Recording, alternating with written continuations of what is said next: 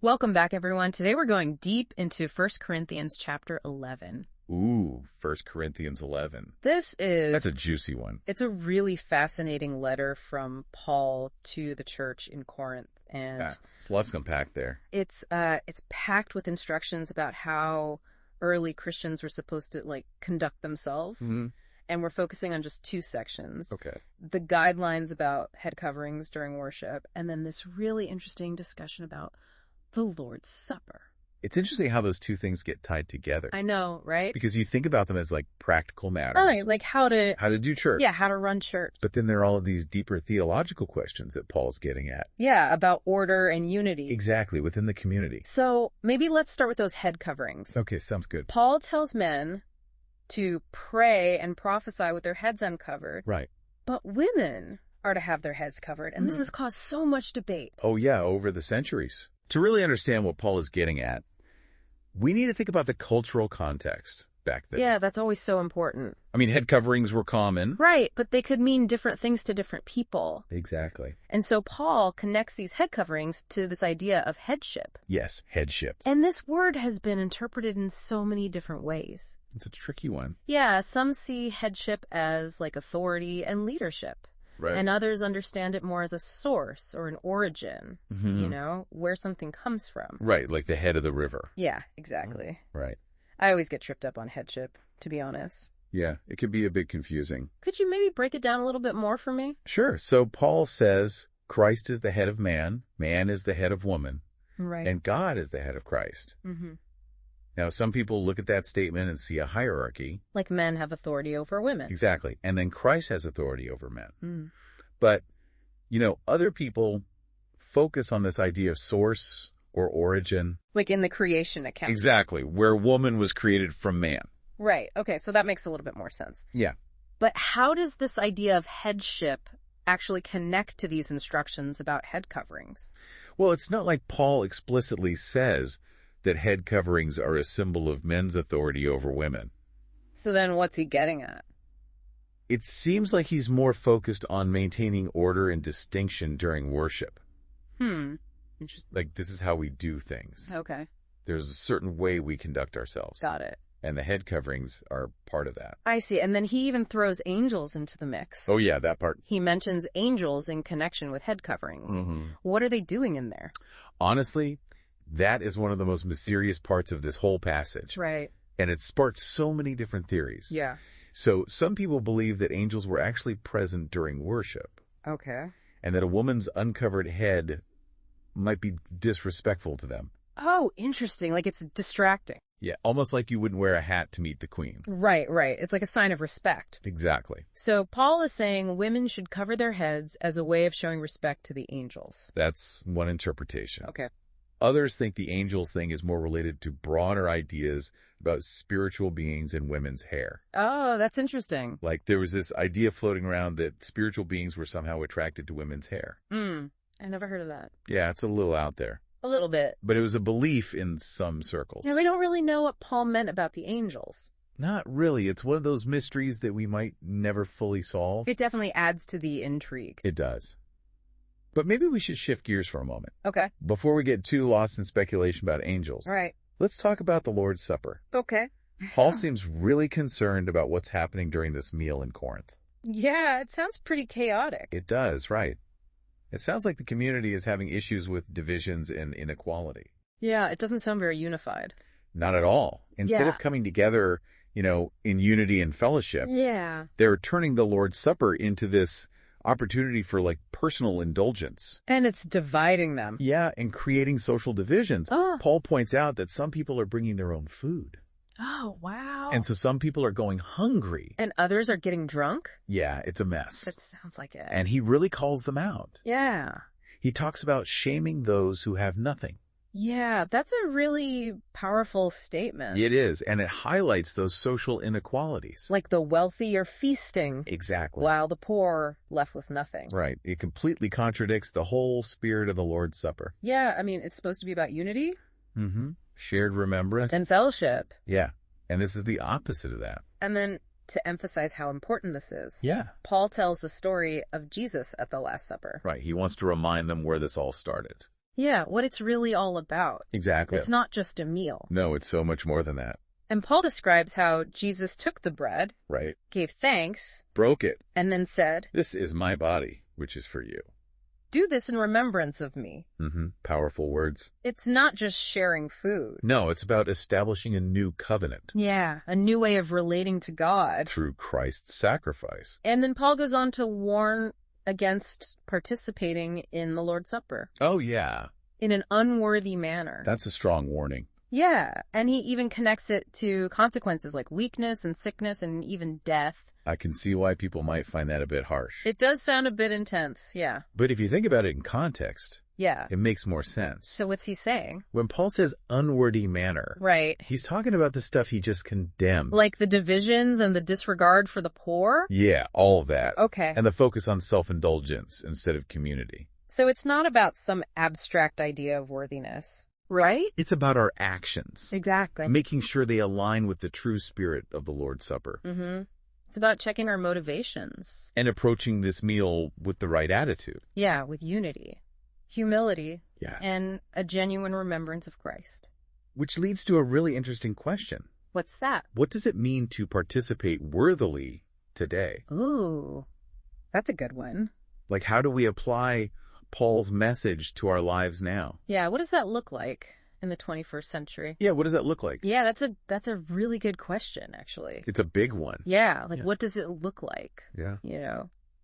to participate worthily Mm-hmm. today? Yeah. And I think that gets to the heart of what Paul's trying to say. I think it's really easy to read these instructions and be like, oh, okay, Yeah. rules. Yeah, just got to follow the rules. But it's not really about rules, is it? No. It's about the heart. Yeah, your motivation. Yeah, why are you doing what you're doing? And like when you come to the table, Mm-hmm. are you coming with the right attitude? Yeah, are you unified? Yeah. Are you humble? Are you remembering what this is all about? Yeah, are you remembering Christ? Right, right. His sacrifice? Yeah. And, I think that's even more relevant today. Oh, absolutely. When we're so divided. Yeah, and all this inequality. Yeah. You see people focusing on their own needs Right. and not on others. It's so far from what the Lord's Supper is supposed to be about. It's the opposite. Yeah. It really is. Yeah. And when you think about it, I mean, the Lord's Supper is radical. Mhm. It's this radical act of inclusion. Yeah. Everyone's invited to the table. Yeah, it doesn't matter. It doesn't matter who you are, your background, Yeah, where you come from. rich or poor. Yeah. It doesn't matter. We're all welcome. Mm-hmm. And Paul, calling out the Corinthians makes us think about, Yeah. are we doing that?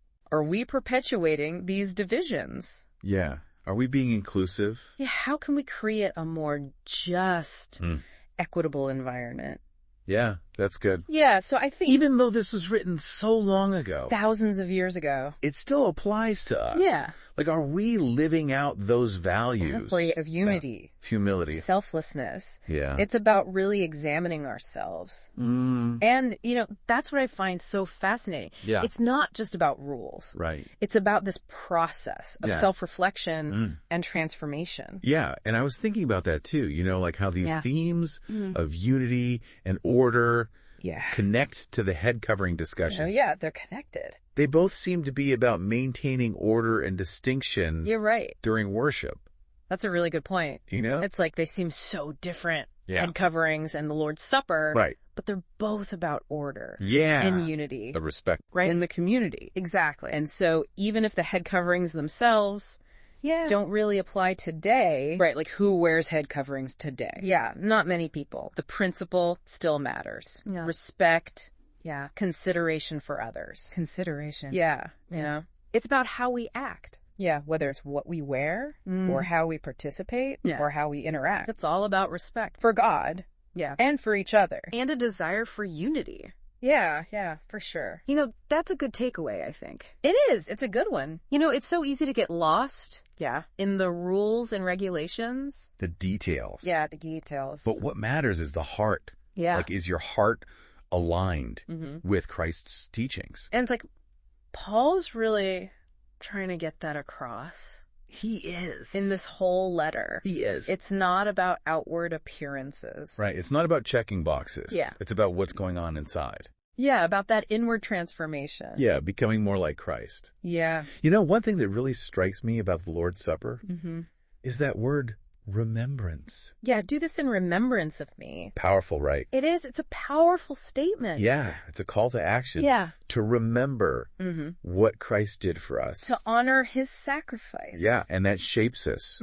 It shapes who we are. Yeah, I love that. You know? Yeah, that it's not just looking back. It's not just history. No, it's about how that shapes us today. Yeah, it should inform how we live. Yeah, carrying that memory with us. Yeah, into the world. Yeah. And leaving it out. And, you know, that brings us back to ritual. Right. Both the head coverings and the Lord's Supper were rituals for the early Christians. They were. Yeah, they were full of meaning. They weren't just going through the motions. Right, it wasn't just empty tradition. It was a way of expressing their faith. Yeah, how they lived. Their commitment to God. Yeah. And even though those specific rituals might not be the same today. Yeah, we don't really do the head coverings anymore. Yeah. The principles are still there. Yeah, that remembrance. Yeah. Unity. And respect. Yeah. I mean, think about it. Yeah. Rituals are everywhere. They are? Yeah. Even today. Yeah, like what? Well, like family traditions. Yeah. Or cultural celebrations. Yeah. Even just personal things. Yeah, that help you feel grounded. Yeah, or connected. Yeah. They give us structure. Right. Help us connect with something bigger. They do. Yeah. They mark important moments. Yeah, help us remember our values. Right. Strengthen our bonds. Yeah, they do all of that. Wow. Yeah. It's pretty amazing when you think about it. It is. Yeah, it's pretty amazing when you think about it. It is. It's pretty cool how, like, thousands of years ago, Paul was writing about this stuff. Right. And it still applies to us today. Absolutely. Like, these issues of division, inequality, and just like living out our values. Right. Like really living them. It's timeless. It is. I mean, every generation deals with this stuff. And Paul gives us like a way to approach it. He does. He gives us some guidance. With grace. Yeah, and integrity. Yeah. And, you know, it all goes back to that word. What? Right. Remembrance. Oh, yeah. Do this in remembrance of me. Yeah. It's such a simple statement. But so powerful. It really is. It's like a call to action. Yeah. To remember what Christ did. Yeah. And to honor that sacrifice. And to let that shape our lives. Yeah, absolutely. It shapes who we are. Yeah. Like fundamentally. Let that. It reminds us like whose we are and what we're called to be. It's not just looking back on history. Right. It's not just a history lesson. Yeah. It's about letting it affect us today. Yeah. It should inform how we live. Bringing that memory into the world with us. Yeah, exactly. And living it out. Embodying those values. Yeah, in our relationship. In everything we do. Yeah, with everyone. Yeah, becoming more like Christ. Yeah, that's good. Yeah, I like that. So it all comes back to ritual. Right, we were talking about that earlier. Yeah. Head coverings, the Lord's Supper. Those were rituals. They were, yeah, they were full of meaning. Not just empty gestures. Yeah, not just going through the motions. Yeah, they were tangible expressions of faith. Yeah, way of life. And even though, like, the specific rituals have changed over time. Yeah, we don't really do head coverings anymore. Right. But the principles are still there. Yeah, that remembrance, the unity. Yeah. And respect. Respect for God. Yeah. For each other. It's so interesting. Yeah. How rituals shape our lives today. Yeah.